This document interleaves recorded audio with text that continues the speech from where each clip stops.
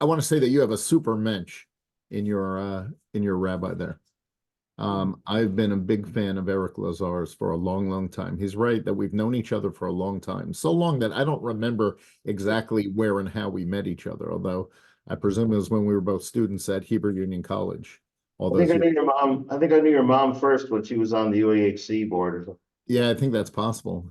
I think that's possible. But you know what I'm going to say, uh, Eric, and that is your rabbi gave me a gift a long time ago, back when we were both rabbis in New Jersey.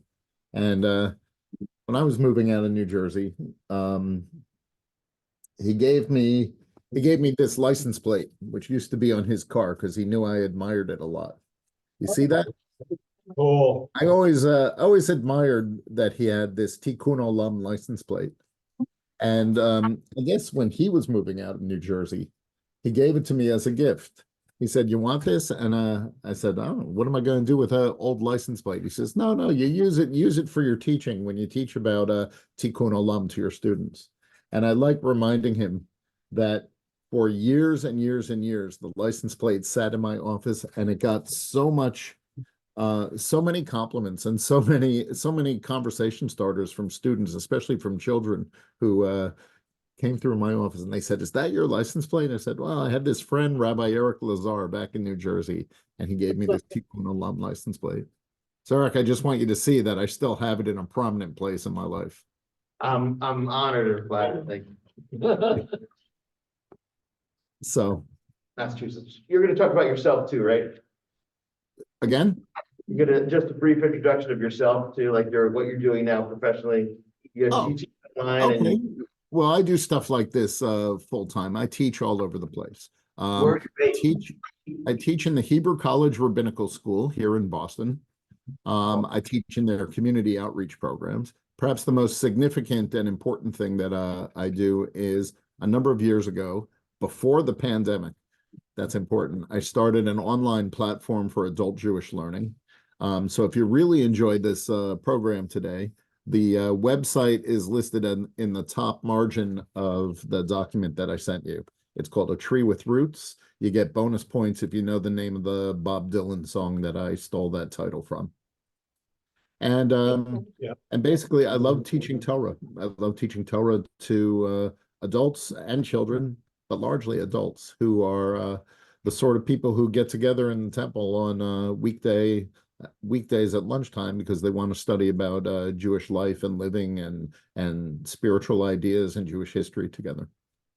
Um, that's in a nutshell what I'm up to these days.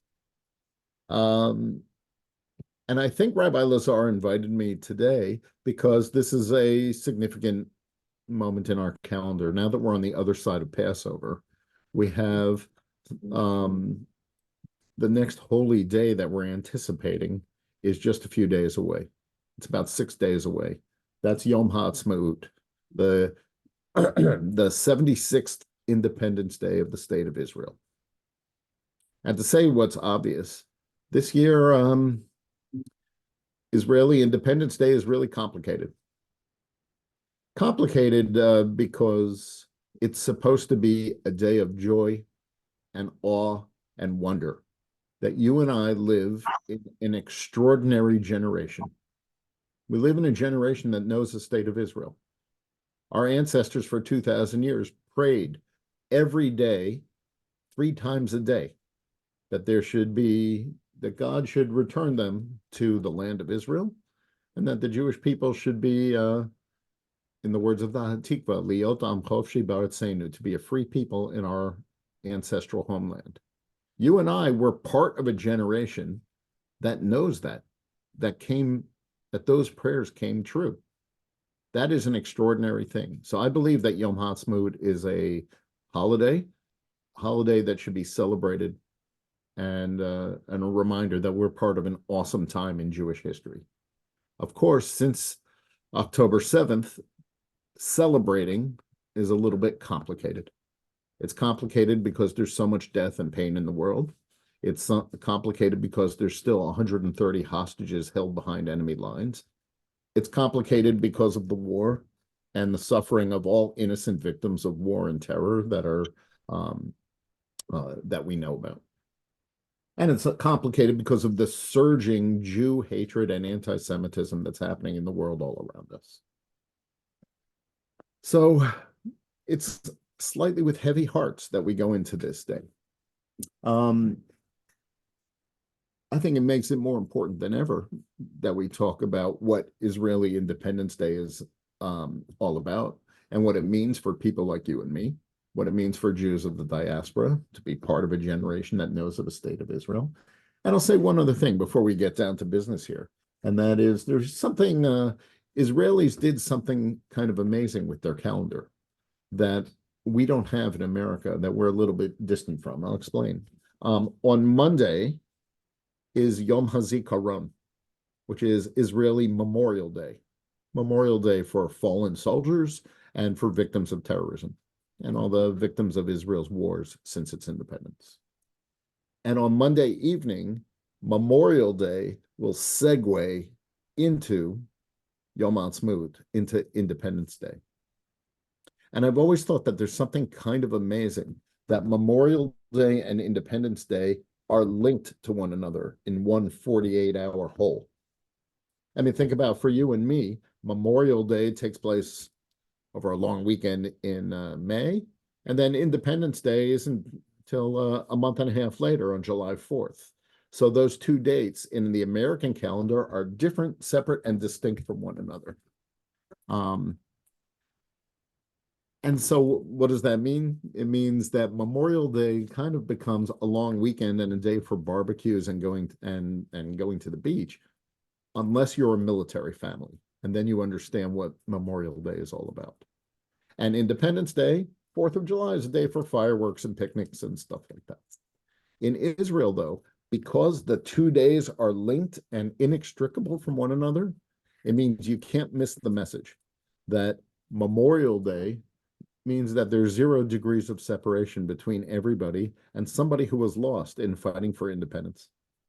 And Independence Day means that it is not lost on anybody that our freedom is due in thanks to people who made the ultimate sacrifice. So I think there's something very, very powerful, especially this year, about the segue between Memorial Day into Independence Day that sheds light on both days and increases the meaning of each day. And kind of, there are parts of me that yearn, that kind of wish we had that in the American Memorial Day and Independence Day. So both of those are next week. The flow from Monday into Tuesday. That's my introduction. But what I really want to talk about today is what's happening on Independence Day. What's it all about? I think today, this year, maybe more than ever, it's valuable to return to first principles and to remind ourselves about this incredible document, the first principles that are espoused in the Israeli Declaration of Independence. I don't know if you've ever read the Israeli Declaration of Independence before. I think it's an incredible document. I think it's a document that 500 years from now, Jews are going to study like a piece of Torah as one of the essential documents of Jewish history. And that's one of the things that makes Israeli Independence Day, this Yom Ha'atzmaut, so interesting and important to me this year. So here's what I'd like to do. I'd like to take the next 15 or 20 minutes or so. I want to tell you the story, a really fabulous story about how this document, how the Declaration of Independence came into being. And then with that story told, then I want us to take a look at the document itself, at least certain passages from it. And I want to discuss it. I want to study it with you like it's a piece of Torah. I have some specific questions that I want to ask you. And that'll take us through, I believe, our hour together. So that's my thought. That's my thought about how the our day together is going to flow. So far, so good. Boy, I'm really wishing I was in the room with all of you, not just because I want a bagel, but also because it's hard to do this long distance and across the Zoom screen. So, all right, away we go. We're going to start with a bit of history and a story about how this document, the Israeli Declaration of Independence, came to being. And I guess we really have to start with November 29th, 1947. Because November 29th, 1947 is the date when the when the United Nations cast its historic vote on Resolution 181, the resolution to partition Palestine into two states, a Jewish state and an Arab state. Since World War I, Palestine had been administered by the British Mandate. Now the British were leaving the Middle East and relinquishing this place. The United Nations was set to vote on the partition plan into a Jewish state and an Arab state. The vote required 2/3 majority of the 56 states that made up the United Nations at that time. And on radios around the Jewish world, people tuned in to listen to that legendary roll call of nations, one by one, as each said yes or no to the resolution. The final vote at the UN General Assembly was 33-13, with 10 abstentions and 1 absence. And there were synagogues in America that stayed open late that night, late into the evening, as Jewish communities gathered together to listen to the vote on their radios and then to rejoice and to celebrate, in some places to say Hallel prayers, and in other places to dance in the streets in celebration and thanksgiving. This realization that the United Nations had just voted for the first time in nearly 2,000 years that there should be an autonomous Jewish state in our ancestral homeland. Here is the map that the United Nations voted on at that time. Hopefully you can see that on the screen right now. We can take a look at it. The green is the proposed area of the Jewish state. The orange is the proposed area of the Arab state. And of course, what's left off here is the east bank of the Jordan. The nation of Jordan also was part of this partition into the Arab state. So just by looking at that map, one of the things that we note is how incredibly small it is. The reason it was partitioned this way is because it was partitioned according to population centers. The green is where the Jewish settlements at that time were pretty much clustered, plus the area of the Negev, which was pretty much at that time a wasteland. I mean, it's all desert, but it was pretty much unexplored, untapped wasteland of a desert at that time, pretty much desolate and empty. The orange area, including the west bank of the Jordan River and a large part of the Galilee and the area around Gaza, and everything on the east bank of the Jordan River over here, that was delegated to the east bank of the Jordan and the west bank, for that matter, where became the Kingdom of Jordan, and all of the orange was delegated to the Arab communities.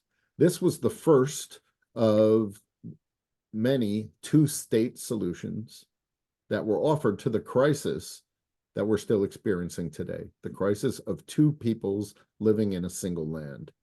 And frankly, each of those peoples with a compelling narrative and a compelling claim and a compelling history to that land. And tragically, this particular two-state solution followed the history of all subsequent two-state solutions. Namely, the Jewish leadership accepted it, although there were elements of the Jewish leader. There were radicals among them that didn't accept it, but for the most part, the Jewish leadership accepted it, and the Arab leadership condemned it and rejected it. That's where our story begins. Oh, by the way, if anybody wants to ask questions or interrupt at any point, just kind of, I guess you should probably indicate that to Rabbi Lazar, who will then flag me down, because this probably won't work so well. Okay. In the months following the United Nations vote, it was determined that the British mandate over Palestine was to come to an end. In fact, the British, between us, the British couldn't wash their hands quickly enough of the Jews and the Arabs and all the strife in the region. As the spring grew warmer, the British withdrawal was pushed forward earlier than anticipated to midnight on May 15th, 1948. That took a lot of people by surprise. And the provisional government, which was led, of course, by this man, David Ben-Gurion. The provisional government led by Ben-Gurion decided that it was now or never to declare statehood. This, by the way, was against the will of the United States State Department, who through private channels said to Ben-Gurion, please don't do this right now. We need a lot more time to prepare. But Ben-Gurion figured it's now or never. We've got to get our act together and we have to declare our independence. And that leads to this incredible story and this incredible rush. Because if you think back, if you ever had to rush to prepare a final paper for a professor in college at the last minute, consider this. On May 11th, the Zionist leadership realized that the British authority was suddenly coming to an end on May 15th. Therefore, they had, from May 11th to May 15th, they had 3 days to put together the Declaration of Independence, to plan a ceremony, and to sign that document. Why 3 days and not 4 days? Because from 11th to the 15th. Because May 15th was a Saturday. And so what would be the problem with that? How come they couldn't declare independence on May 15th? Can't sign anything. Yeah, can't sign it. Yell it up. Can't sign anything. Why? Because you can't stop it, as they would say. Because it was Shabbat. Right. So this incredible race against time takes place, that everything has to be done. All the legal documents had to be signed before sundown on Friday night, May 14th. Because there were religious elements of the community that said, come Shabbat, we can't do anything. We can't sign any documents. We can't do any legal procedures like this, of course. So with that hard deadline on Wednesday, May 12th, a surreal race against the clock began. And there was this group of 13 individuals who were gathered, who were designated as a committee to hammer out the Declaration of Independence. Picture this. Now, the things start to race really, really quickly. And I keep coming back to that image of a college student trying to finish a final paper on time before the semester ends. And you've got a very, very strict deadline. You have 3 days to write and ratify the Declaration of Independence. This group of 13 gathers. They meet in Tel Aviv to draft and argue over the Declaration of Independence. Of course, there's going to be arguments because these are Jewish leaders. So inevitably, there's going to be a lot of argument about what goes in and what goes out of the Declaration of Independence. Furthermore, these were people with a wide variety of backgrounds. Some of them were quite religious. Most of them were quite secular.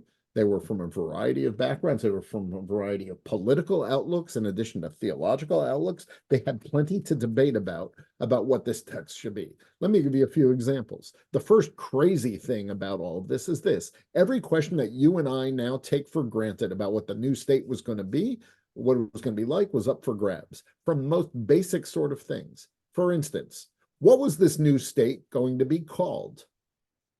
It's not obvious that it was going to be called Israel. Israel, after all, was historically a synonym for the name of the Jewish people.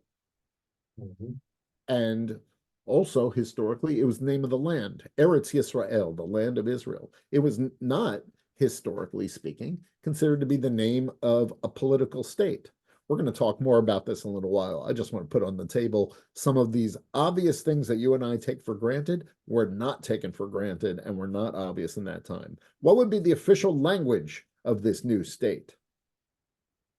Hebrew seems so obvious to you and me, but remember what a marvel, what a miracle modern Hebrew is. None of the signers of the Declaration of Independence spoke Hebrew as their first and native language.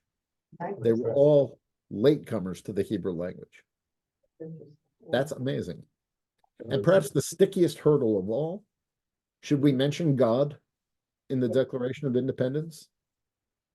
Remember that many of the Zionist leaders were ardently secular people, socialist kibbutzniks who had come from Russia and Eastern Europe in the name of this kind of new secular socialist utopian ideal.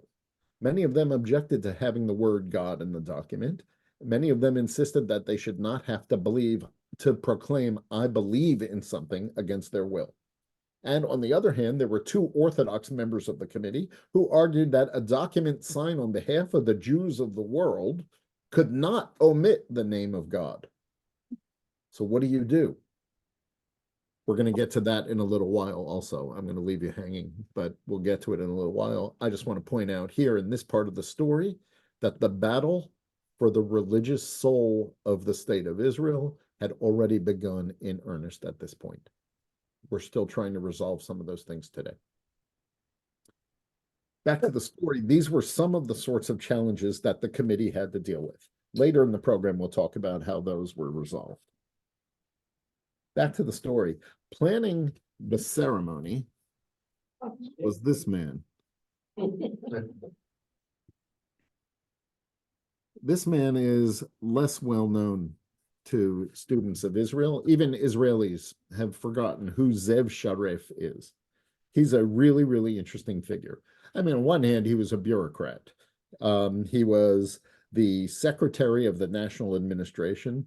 His job was to be the secretary of this committee that was drafting the Declaration of Independence. Later, he wrote a book about this experience, where I'm getting a lot of this story from. His book was called 3 Days. And it's kind of a fascinating book about how the moment of independence came to be. Here is a look, if you can see that on the screen. Here's a look at the invitation that went out to about 350 political leaders, journalists, heads of organizations, and so on, and notable guests that were living in Palestine at that time. The invitation announced that the state was going to be declared on Friday, May 14th at 4 p.m. at the Museum of Tel Aviv at 16 Rothschild Boulevard. And perhaps the most amazing thing about this invitation is these two lines here. If you can see my cursor on the screen, where it says, Anu mivakshim lishmor basod. We request that everyone who is receiving this invitation keeps it a secret. Whoa. Don't tell anybody that this is happening. That's going Not to. the date or the time or what's going to happen. It's asked 350 people received this invitation that said, please keep this a secret. How do you think that went over?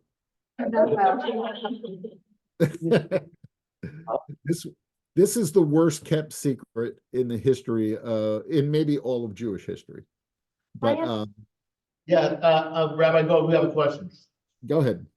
Why would they even want to keep it secret if this is what they wanted for all of the Jewish people there? I don't understand that. It's because they're afraid of a mob scene from the Jews, or what? Why would they I do think that? it's about keeping the ceremony a secret, even though the ceremony was going to be elaborate, was going to be broadcast on the radio and all of that. I think the answer is because it was 24 hours early. The British weren't leaving until 24 hours later. So there was something a little bit premature about it, and therefore perhaps a little bit subversive. I don't think it's a question of security and safety, but I think it's more a matter of the fact that this was 24 hours early. But maybe somebody knows another answer. Maybe somebody has another suggestion. But I think that that's the reason.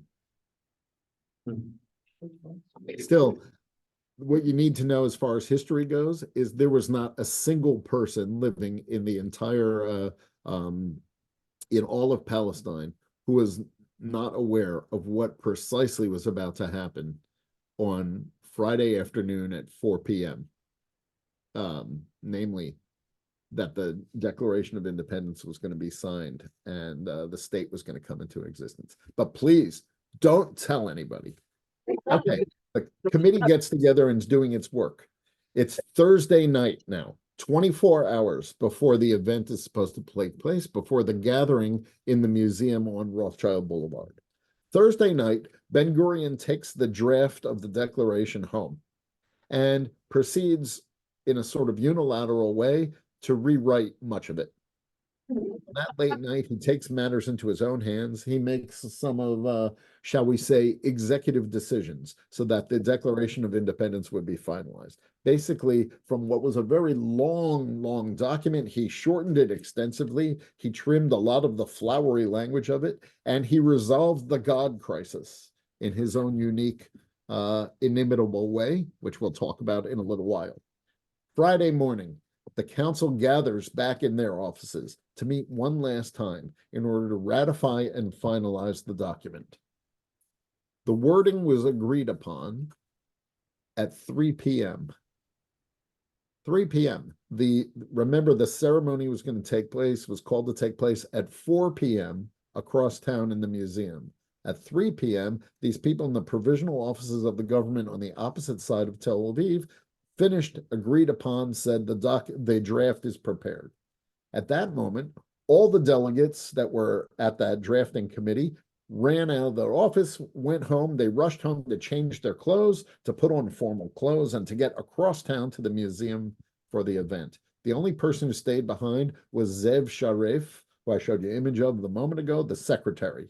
He remained behind to type up the final draft of the document itself. There was no time to have it elaborately inscribed by a calligrapher. All of that will come later. So picture, here he is, running out of time. The clock is ticking. He has the only copy of the text of the Declaration of Independence in his hand. He steps out into the streets of Tel Aviv, and disaster struck. You see, Zev Sharef was the logistics guy. His job was to take care of all the details of this, to arrange the details of the ceremony, and as well to take care of all the details of making sure the declaration itself was finalized, finished, and there to be signed at the event. Part of his responsibility was to arrange for all the transportation for official delegates to get to the ceremony on time. He forgot to arrange a car for himself. So he's on the other side of the city with the only extant draft of the declaration in his hands. And worse, there were no taxis to be found in all of Tel Aviv at that time. Why not? Because the entire city had gone home to listen to their radios for the top secret signing of the Declaration of Independence that nobody was supposed to know about. So the streets are empty. There's no taxis, and he's got the only copy of the draft in his hand. What does he do? He does see a car coming by. He flags down the car. He says, please, you have to take me to this address. The driver is a teenage boy. The teenage boy says, Mister, I can't take you anywhere. I have to get home because they're going to sign the Declaration of Independence. And Sharef says to him, if you don't take me to this address immediately, there's not going to be a declaration because this is it right here in my hand. And the kid said, okay, get in the car. And they sped off. They literally sped off because as they were rushing to the Museum of Tel Aviv to sign the Declaration of Independence of the State of Israel, a policeman pulled them over for speeding. This is the moment when Zev Sharef discovered that the car he was riding in was, let's say, a borrowed one, and that the driver was underage and was driving without a driver's license. So the British cop that pulled them over gives them a speeding ticket, and the two of them say to the cop, officer, you cannot give us a ticket. You know why? Because there is no governmental authority behind that ticket, because the mandate government that has issued it no longer exists. And the policeman thought about it for a moment and waved them on. So they drive across town. They get to the Museum of Tel Aviv at 3:59 p.m. Sharef walks into the crowded hall, hands the draft of the Declaration of Independence to Ben-Gurion. Ben-Gurion takes it from his hand, stands up, strikes the table with his gavel, and calls the meeting to order. He read the text of the Declaration of Independence. It took 17 minutes to read. It has 979 words in it. And then after reading the document, Rabbi Yehuda Leib Fishman, who was seated alongside Ben-Gurion, representing the rabbinate and the religious Zionist movement. He rose and he recited the Shechianu blessing, the blessing that we recite for milestones in our lives, the blessing that blesses God for giving us life and sustaining us and bringing us to this moment. It occurs to me that it must have been the most extraordinary Shechianu that any Jew had recited in 2,000 years. Amazing. This thanking God for bringing us to this moment, the re-entry of the Jewish nation onto the world stage. As a matter of fact, this is such a recent moment in history that we have a recording of it. We can hear what it sounded like. You know, imagine what it must have been like to have been able to hear July 4th, 1776, to hear the fathers of the United States signing the American Declaration of Independence, what it was like in that room at that time. Well, we don't really have to imagine for Israel because it's so recent in history. And I want to play you a little snippet of it. I'm going to put it on the screen. Here's those final moments where Ben-Gurion reads the final paragraph of the declaration, and then you're going to hear the rabbi stand up next to him and recite the words of the Shechianu. Let's hear it. I'm not going to, the whole thing, you can find it on YouTube. It's about, like I said, about 17 minutes long, but I just want to give you this final snippet of it. So let's see. This will take a moment. I want to start around here. Oh, wait. Let me take that down for a second. I have pretty good Zoom skills, but I hope, share sound. That's what I have to do. Okay. Now I hope you can hear this. Oh. Nope, here it comes. I haven't done it yet. Can you see it on the screen right now? I think I made a mistake. So it's coming. Pretty cool. Now we see it. Don't look dead. You see it, and tell me that you can hear it. Can you hear that? Yep. להתלכד סביב היישוב בעלייה ובבניין ולעמוד לימינו במערכה הגדולה על הגשמת שאיפת הדורות לגאולת ישראל. מתוך ביטחון בצור ישראל הננו חותמים בחתימת ידינו לעדות על הכרזה זו במושב מועצת המדינה הזמנית על אדמת המולדת בעיר תל אביב היום הזה ערב שבת אייר תש"ח 14 במאי 1948 לקבל את מגילת היסוד למדינת היהודים בעמידה. ברוך אתה אדוני אלוהינו מלך העולם שהחיינו והגענו לזמן הזה.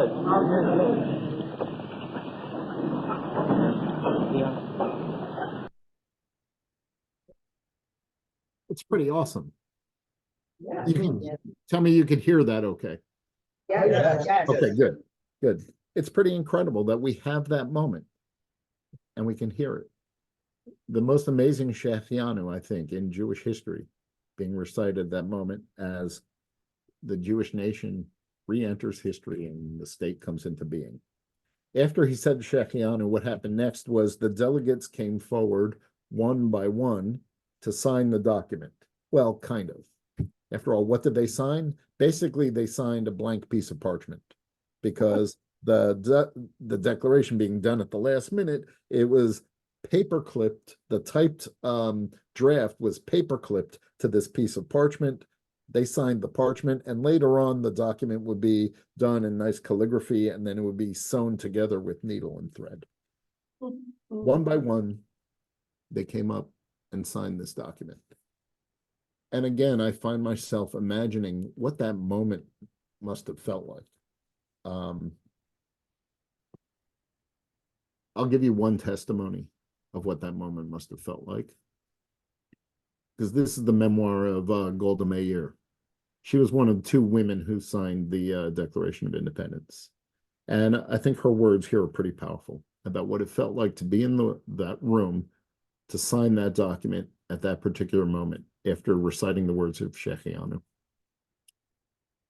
I find these words really powerful. I think they're worth thinking about next week as the 76th Independence Day comes around. Golda wrote, "From my childhood in America, I learned about the Declaration of Independence and the geniuses who signed it. I couldn't imagine that these were real people doing something real, and here I am, signing it, actually signing a Declaration of Independence. I didn't think it was due me that I, Goldie Maybovich Meyerson, deserved it, that I had lived to see the day. My hands shook. We had done it. We had brought the Jewish people into existence. Whatever price any of us would have to pay for it, we had recreated our Jewish national home. The long exile was over. Now we were a nation like other nations, masters for the first time in 20 centuries of our own destiny." All I can recall about my actual signing of the proclamation is that I was crying openly, not able even to wipe the tears from my face.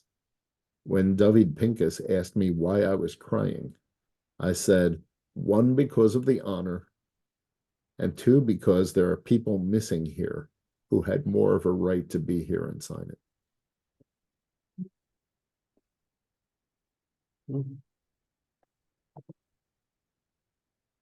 I have one other fun story about the signing that took place. After the last signatory came up and signed the document, the National Philharmonic Orchestra was signaled to play Hatikva, the national anthem. Because the room in which they signed it was far too crowded, before the ceremony, at the last minute, the orchestra was relocated up to the second floor of the museum, and therefore they had no eye contact directly with the people on the dais. So the way it was worked out was this: there was a young boy who had the job of ringing a buzzer to let the orchestra know when to kick in with Hatikva. And the story goes that the young boy who was supposed to signal them missed his cue. Why? Because the story goes that he was locked in the toilet and couldn't get out. Somehow, the musicians got the message anyway, and for the first time in Jewish history, Hatikva was sung as the official national anthem of the state of Israel. And as the music died down, Liot Am Chofshi Ba'atzenu, to be a free people in our land, Eretz Sion V'Yerushalayim, the land of Zion and Jerusalem, Ben Gurion struck the table with his gavel, and he said, "The state of Israel is established. The meeting is adjourned." After 1,878 years, this ceremony took 32 minutes, and the Jewish state was born and entered history. That's the story. And I think it's a pretty good story. Yeah. With that, with our remaining time together, I'd like to take a look at the declaration itself and see what it says. So now you can take out the texts that are in front of you.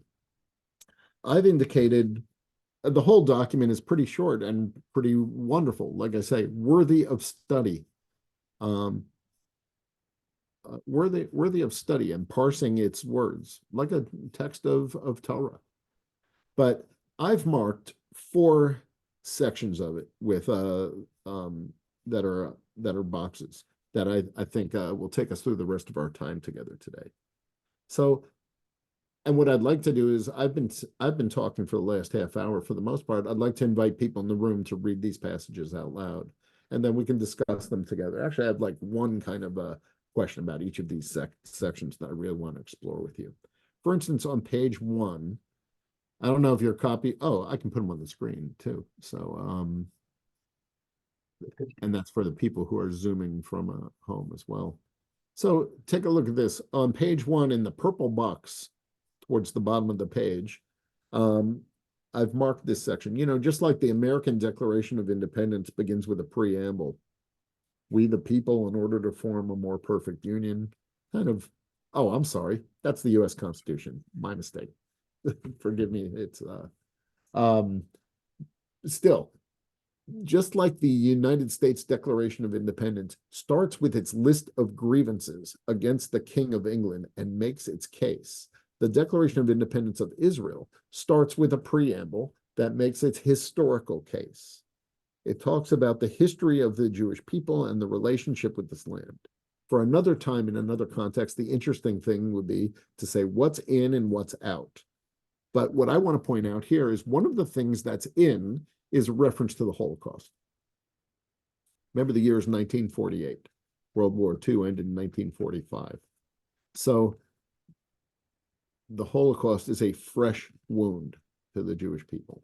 And it gets this paragraph to itself here in the middle of the page. Is there a volunteer in the room, perhaps somebody with a nice loud voice, who would like to read this paragraph for us? And then I want to ask you about the appropriateness of mentioning the Holocaust in the Declaration. Can I have a volunteer to read this passage for us?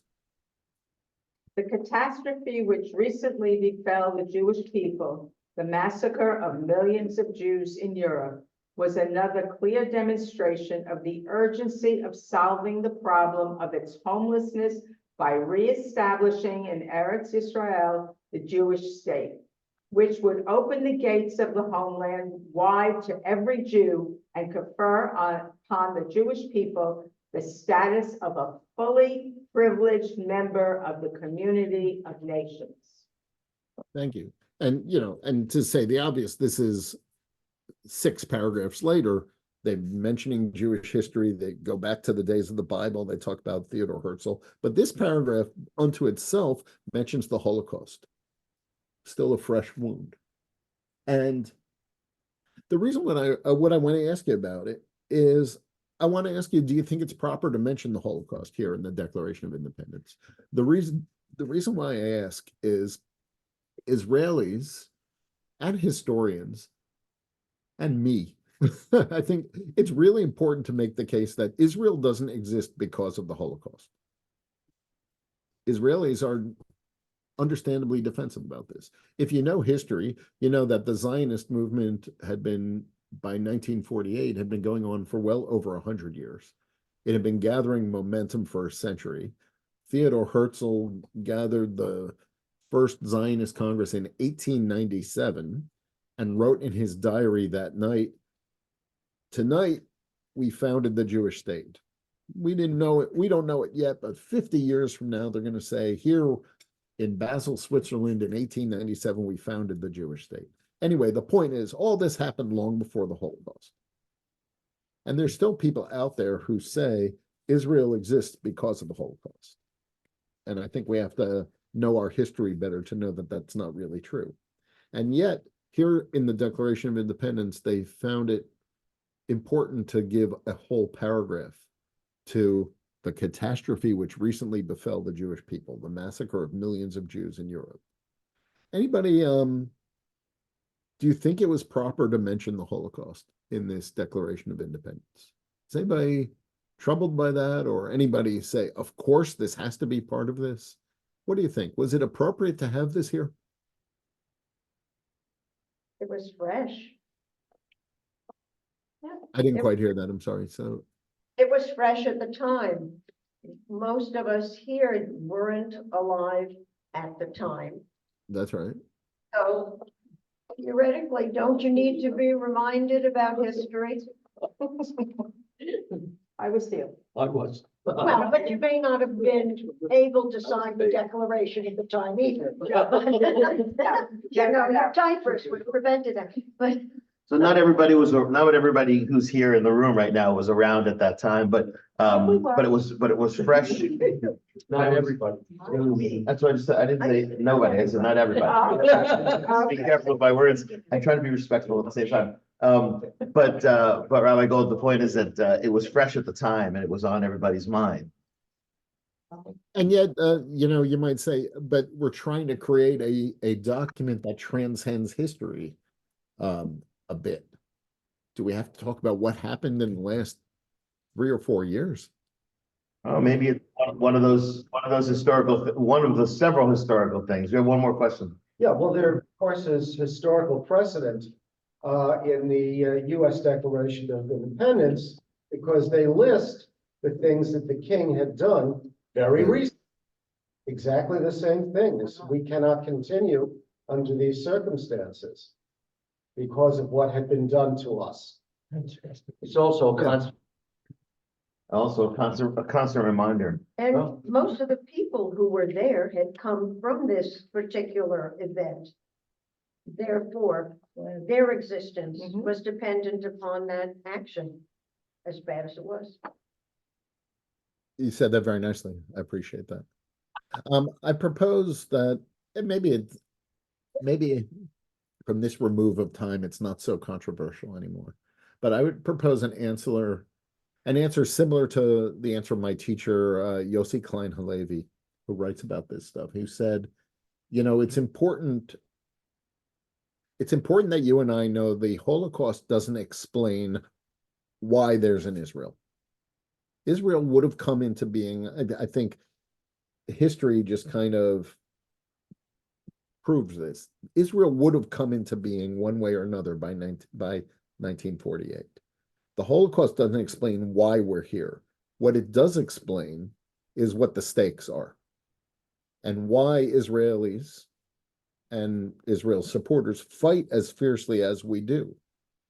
It doesn't explain our rootedness in this place, but it explains the fervor and the passion and the fierceness with which we're willing to fight for it, what the stakes are.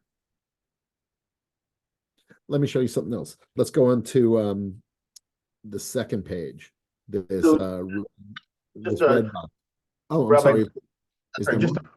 Just to clarify, so the idea of the effects of the Holocaust, because in the very next paragraph it talks about the survivors of the Holocaust after the purple box, that the people who were in that room at the time, it may not be the reason why Israel was established, because as you said, I mean, there was a group who wanted to establish it in Uganda. Like, it didn't matter where it was just a matter of, the idea of it wasn't new, but the immediacy and the close connectedness of the timing of it all kind of puts a lot more weight on the idea of the Holocaust being an impetus for it. But as you said, it's not necessarily the reason why it exists, but it's a reason for it to exist.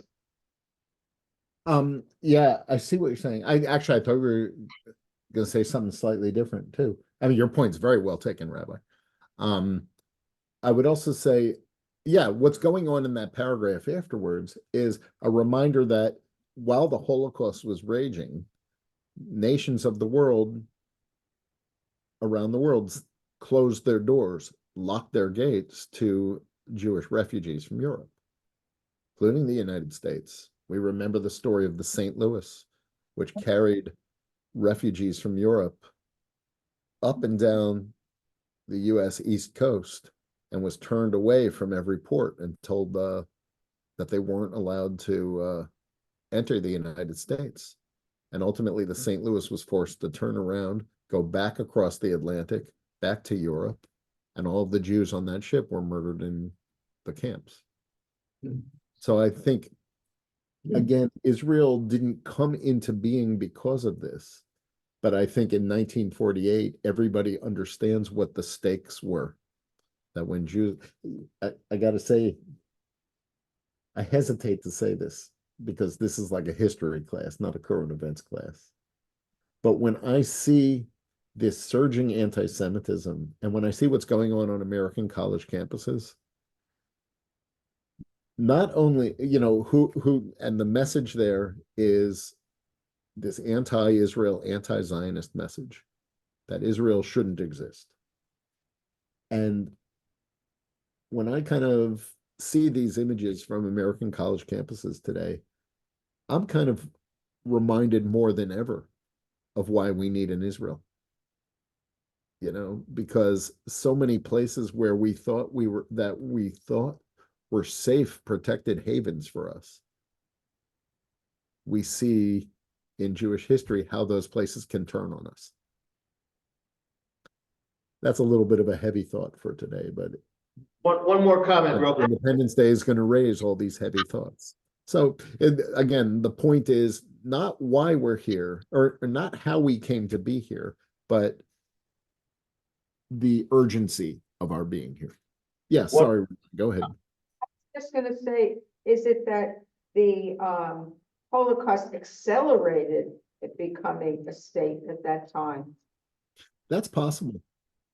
That's possible because there was this unique moment in time when the Soviet Union and all of the Soviet satellite countries, you know, that were under the Soviet influence in the 1940s, found that it was in their best interest to vote in favor at the United Nations at that particular moment, in favor of two states, which just a few years later and just a few years earlier might not have been the case. So yeah, there is a sense that this was, you said accelerated, and I agree. And maybe that this was the opportune moment in history where there was a consensus around the world. I'm thinking also of the consensus around the world after October 7th. You know, I was looking at old posts of my blog, and in the days after October 7th, you might recall that there were national buildings and national capitals all over the world were lit up in blue and white and with Israeli flags waving and saying, "We stand with Israel at this moment of crisis." And that was only 7 months ago. But my God, how long ago that feels. So yeah, the idea of there are windows of opportunity, and that the wind can shift pretty quickly. Let's look at something a little bit less bleak. Box number 2, the red box, which is towards the top of page 2. This might not seem like one of the most poetic parts. This is just some like legal language saying we officially determine the state.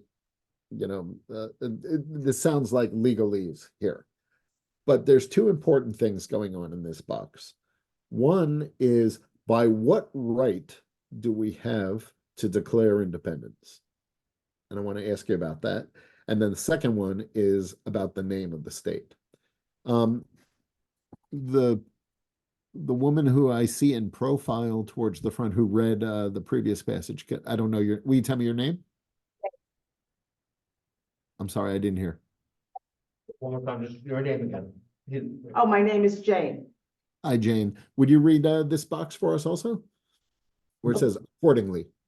Accordingly, we, members of the People's Council, representatives of the Jewish community of Eretz Yisrael and of the Zionist movement, are here assembled on the day of the termination of the British mandate over Eretz Yisrael, and by virtue of our national and historic right, and on the strength of the resolution of the United Nations General Assembly, hereby declare the establishment of a Jewish state in Eretz Yisrael to be known as the State of Israel.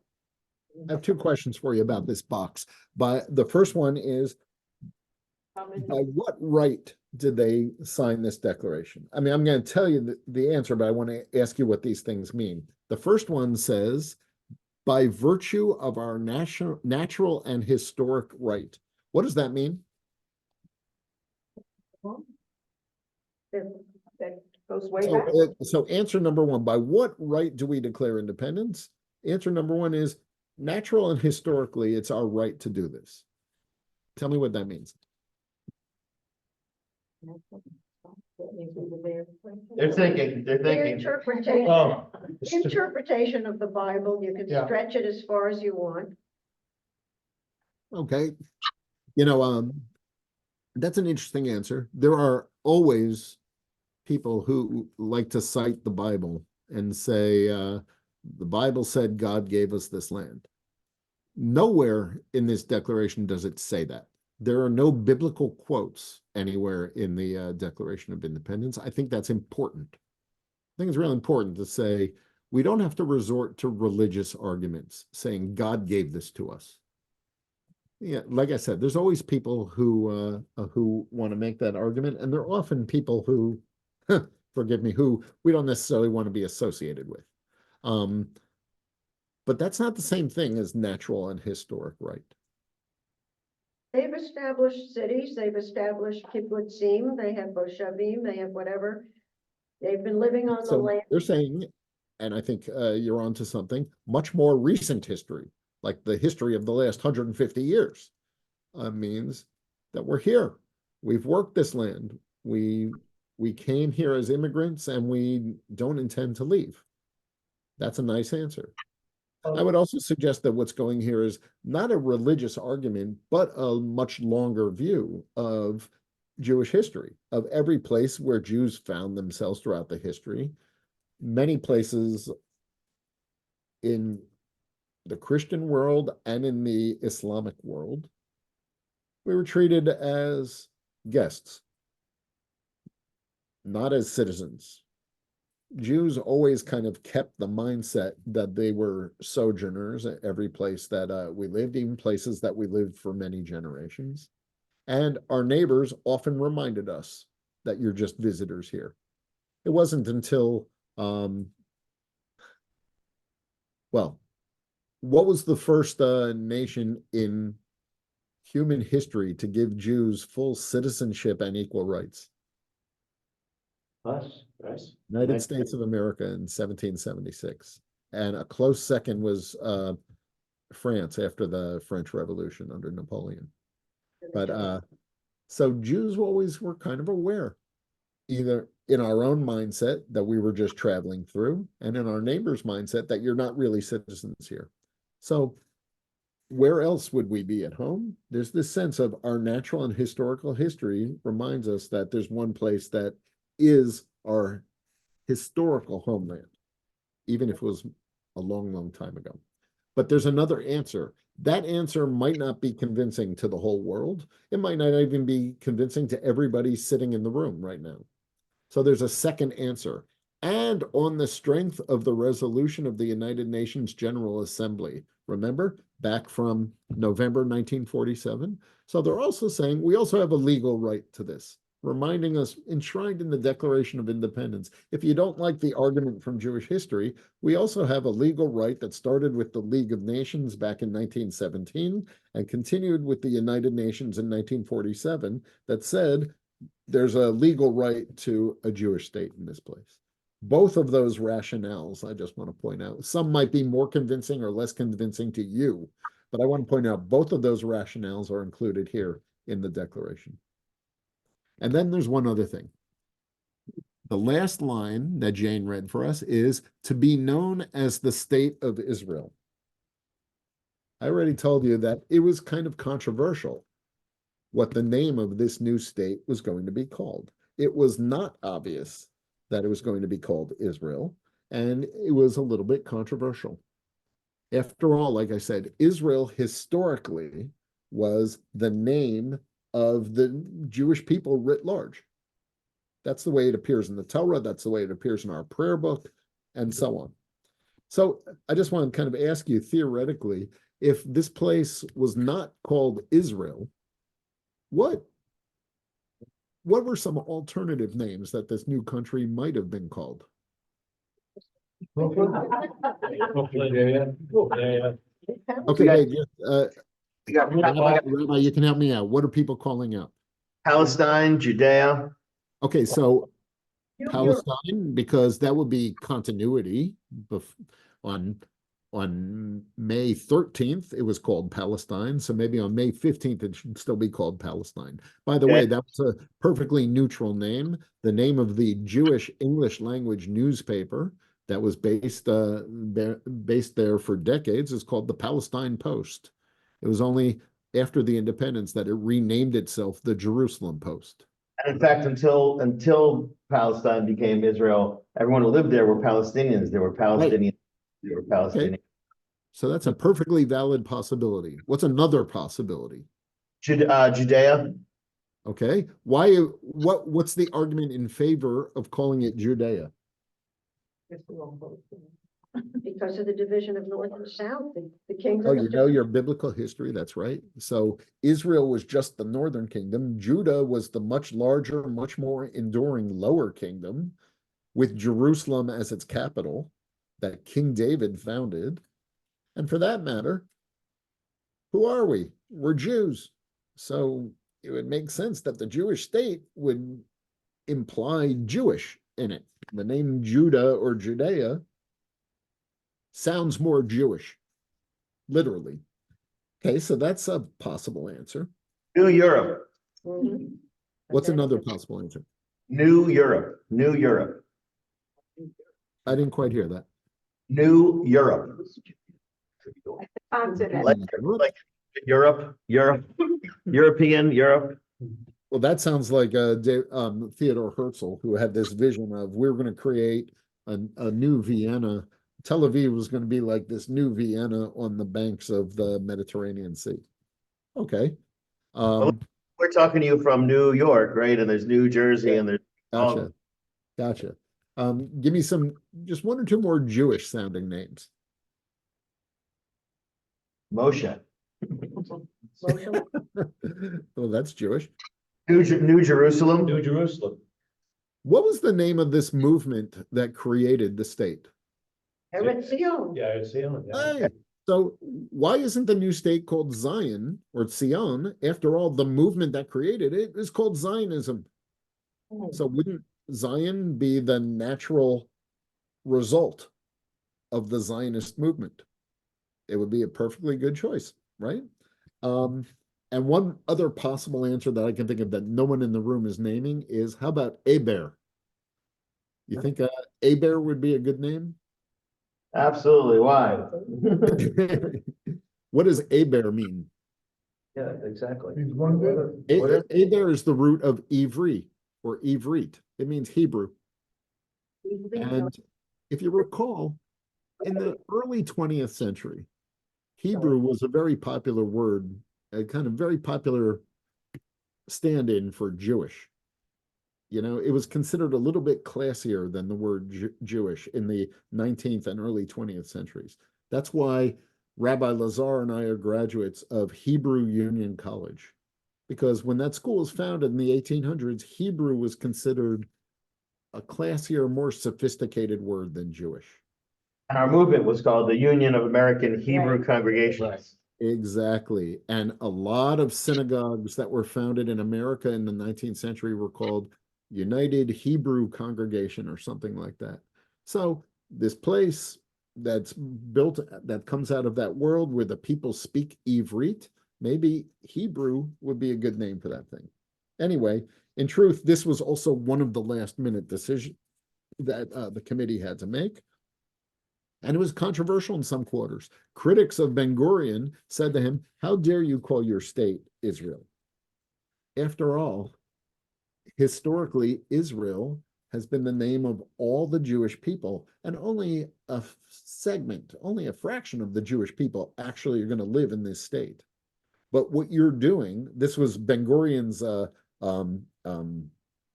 critics said to him, what you're doing by calling the state Israel is presuming that in a few years' time, the boundaries are going to get blurry and you're going to sound like you're speaking on behalf of all the Jewish people everywhere.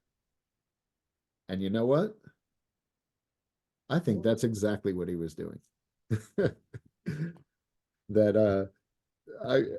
I think that exactly what Ben-Gurion was doing is sort of co-opting the name of the Jewish people for the name of this state. So it would appear, like, for instance, in the Eichmann trial just a few years later, that when the state of Israel spoke, it spoke on behalf of the people of Israel everywhere in the world.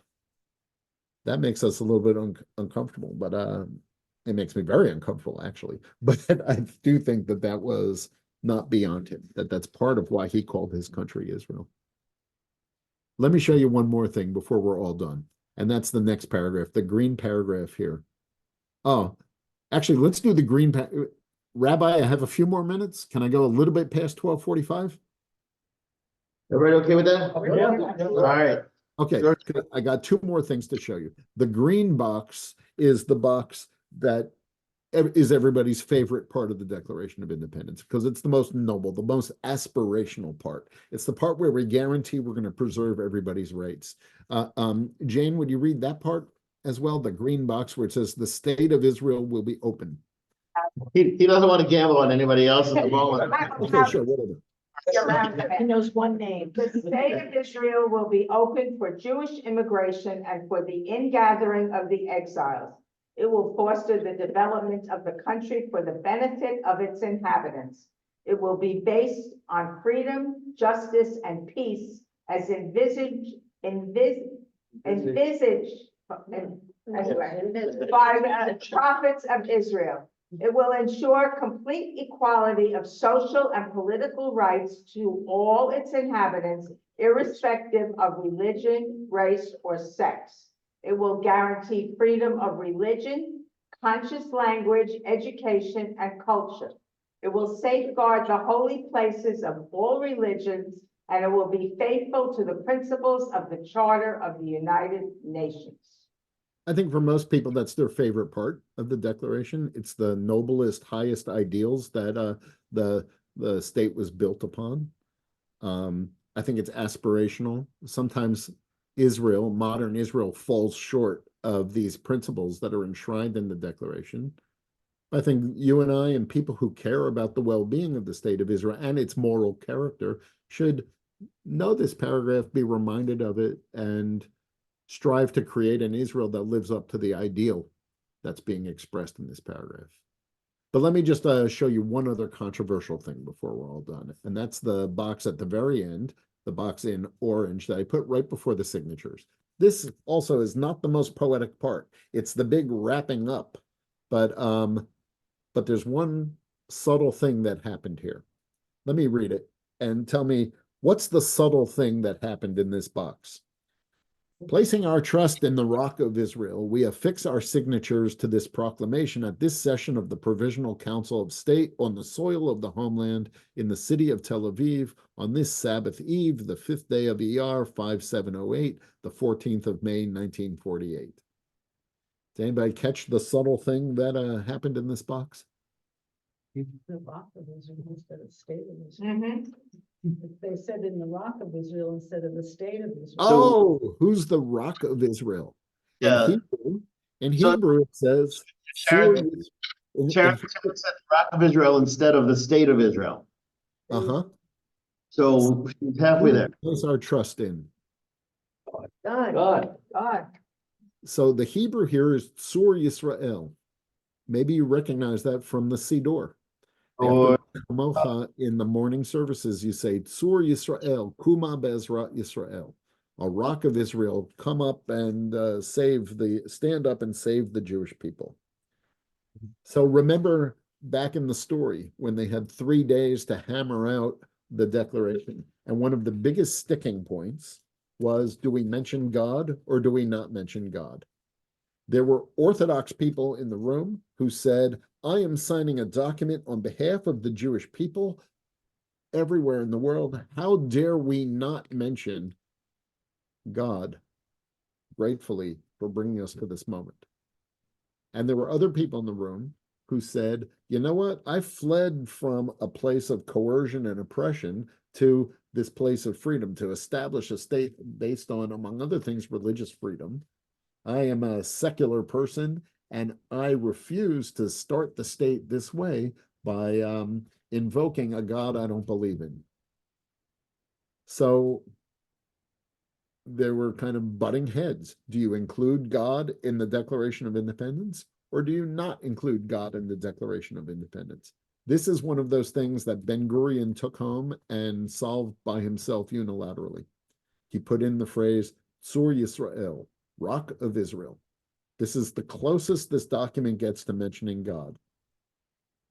And it's a brilliant compromise because for religious-minded people, and for people who are familiar with the Siddur and Jewish liturgy and stuff like that, obviously Tzur Yisrael means God.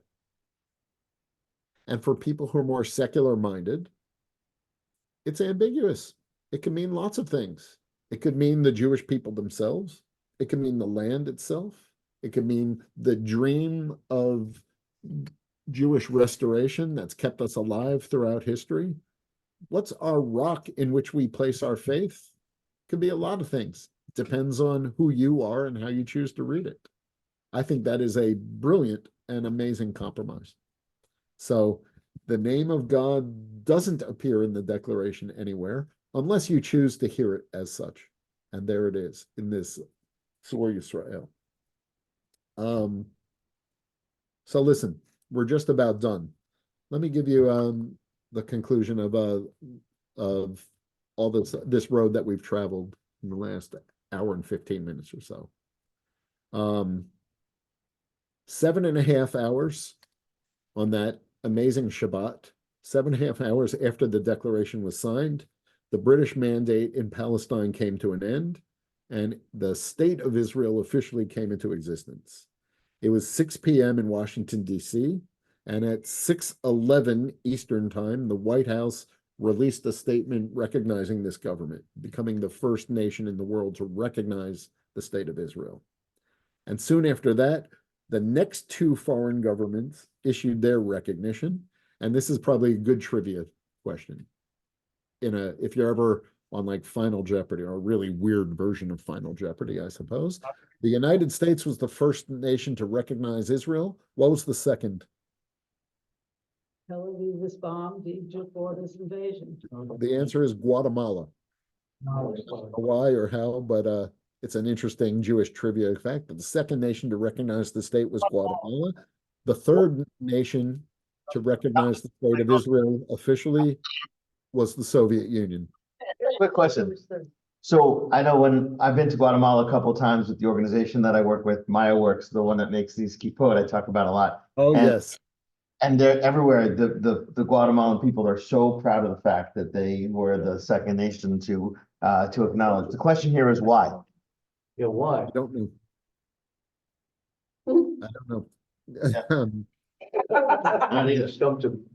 And who was the third? Soviet Union. The third was the Soviets. Yeah.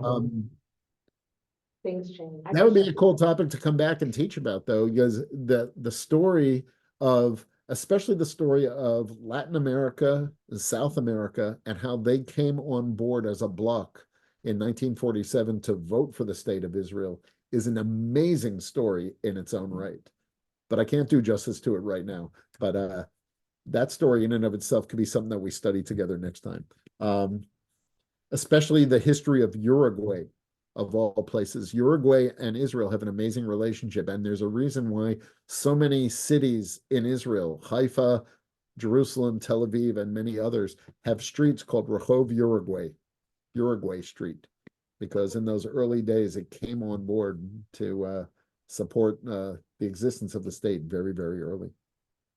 But that's not quite the note I wanted to end on. The note I wanted to end on this is that I love studying the Declaration of Independence. I think it's worth reminding ourselves what Israeli Independence Day is ultimately about.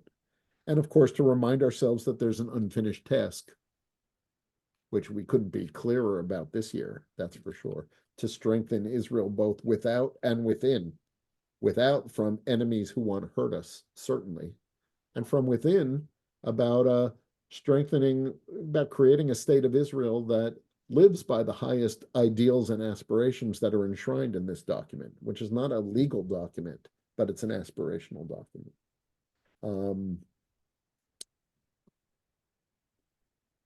In fact, these are the words that I want to end with. I'm going to go back to my screen from, I just realized that was still on the screen. I got one more passage I want to share with you. The opening words of the Declaration of Independence invoke Theodor Herzl, the sort of visionary founding father of modern Zionism. Even though Herzl was dead in 1904, you know, a good 44 years before the state came into existence, what he set into motion ultimately led to May 14th, 1948. In 1902, Herzl wrote a novel that imagined what a future Jewish state would look like. It's an interesting book. It's called Alt Neuland, the Old New Land. It's a very interesting book. It's kind of a boring book. It's more kind of, it's not great literature, but it's interesting for its place in Jewish history. But there is one really beautiful passage. The really beautiful passage, I think, is the epilogue, the closing words of the poem, of the novel. Here he gets very poetic. This is the epilogue to Herzl's book. The book, like I said, is a novel, but on this last page, he sets aside the story, sets aside the characters, and now he, the author, speaks to you and me, the readers. So in this fantasy that he composed about how could there be a Jewish state in the modern world, he closes with these words to you and me. Actually, they're not just to you and me. He addresses his book directly. And I think this is really kind of beautiful. And these are the words I want to end on this kind of painful and conflicted Independence Day. Here's the words of Herzl. But if you do not wish it, all this that I have related to you is and will remain a fable. I had meant to compose an instructive poem. Some will say it contains more poetry than instruction. That it has more instruction than poetry will be the verdict of others. Now, dear book, after 3 years of labor, we must part. And your sufferings will begin. You will have to make your way through enmity and misrepresentation as through a dark forest.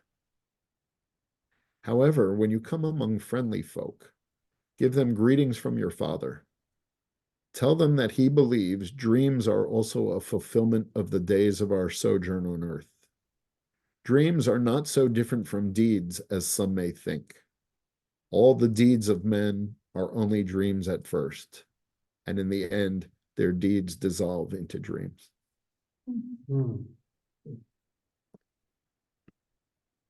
That seems like a benediction and a blessing to end with today as we anticipate Israel's 76th Independence Day next week.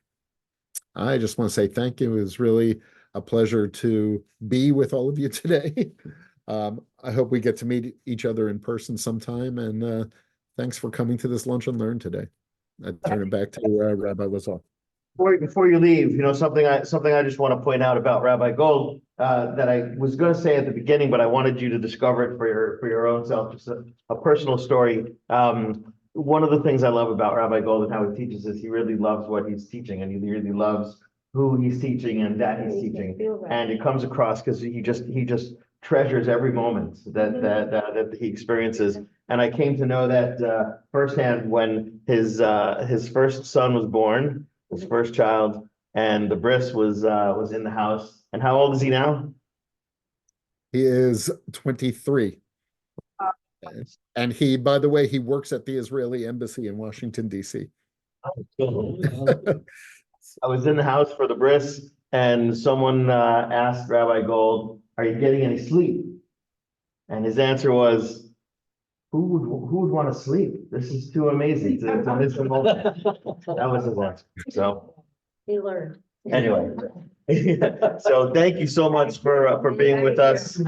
Really appreciate it, and thank you for all being here. And we'll hopefully we'll see you again sometime. I hope so. Thank you so much, everybody.